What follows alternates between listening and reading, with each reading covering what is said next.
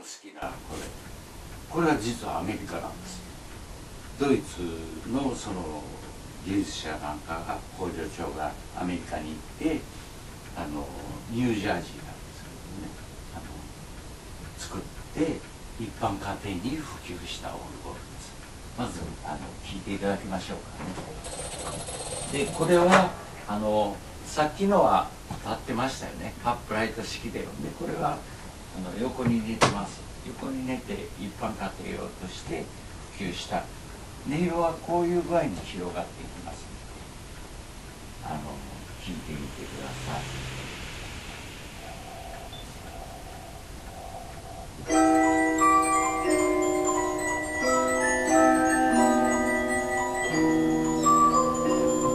どうですか？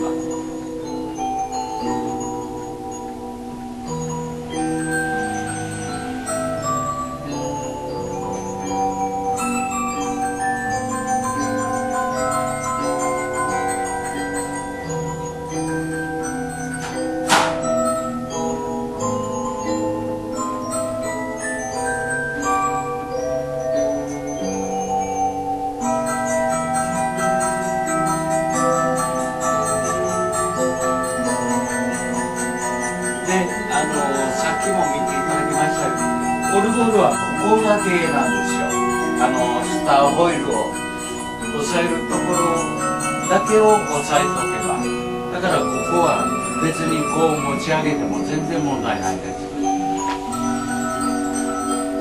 ここだけをスターホイールを引っ掛けるために押さえてるっていうことですね。